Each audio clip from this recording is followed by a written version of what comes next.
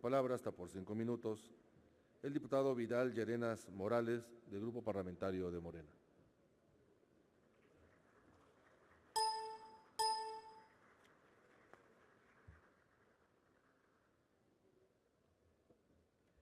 Con el permiso del diputado presidente.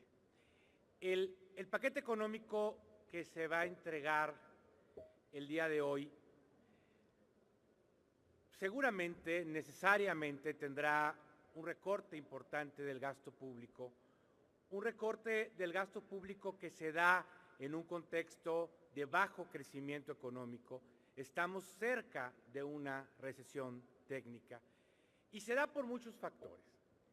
La salida de ayer del secretario de Hacienda sí corresponde a la imprudencia de haber invitado a un racista candidato republicano a este país, pero también a la falta de credibilidad de un gobierno que de manera sistemática ha mentido con el déficit público y con la deuda. Llevamos años en los que sistemáticamente no cumplimos la meta para regresar al déficit en su equilibrio. Como resultado de eso, en 6 años hemos duplicado la deuda pública de México. Hoy ya es el 50% del Producto Interno Bruto. Es una carga importante, pero sobre todo tenemos una pérdida seria de credibilidad. Y la pérdida es porque este Congreso tampoco ha cumplido su responsabilidad de vigilar a detalle lo que hace el Ejecutivo.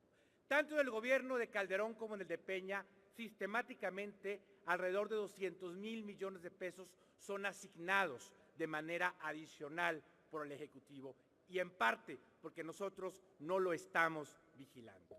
El gasto del gobierno ha crecido en los últimos 8 años en más de 50% y durante las administraciones del PAN el gasto en servicios personales más de 20%.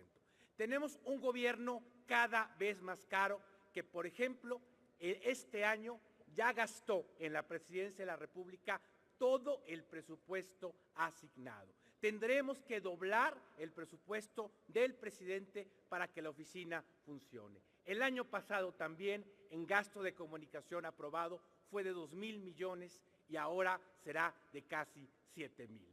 Tenemos un mal uso del gasto público y básicamente hemos dejado de invertir.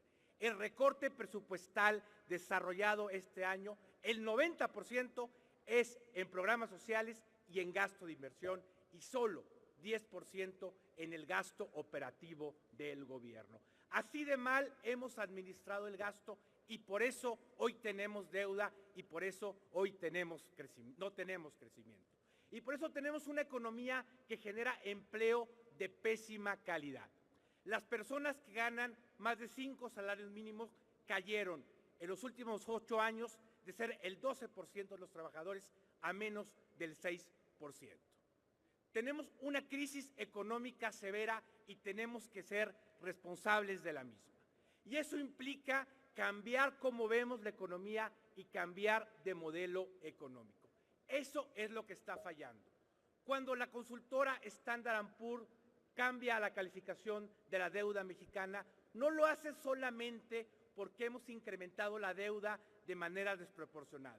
Lo hace también porque dice que México ya no va a crecer, que seguiremos teniendo crecimientos mediocres de 2, de 1.5%. Eso significa que las famosas reformas estructurales ya no funcionaron, de manera oficial dicha por los organismos y las consultoras financieras internacionales.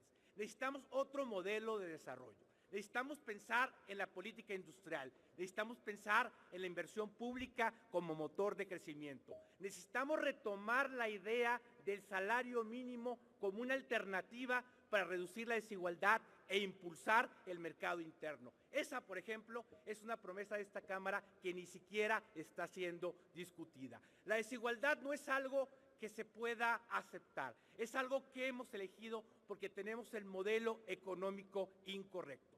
Y esto va a cambiar una vez que haya un gobierno progresista con una agenda clara que ve al Estado como el que impulsa a la economía y el que pueda redistribuir el ingreso. Eso se está discutiendo ya. Se puede ver, por ejemplo, en el programa del Partido Demócrata, que es muy distinto al de Republicano, al de Donald Trump, a ese candidato que apoya el PRI y que apoya el gobierno de México. La discusión económica ya va por otros rumbos.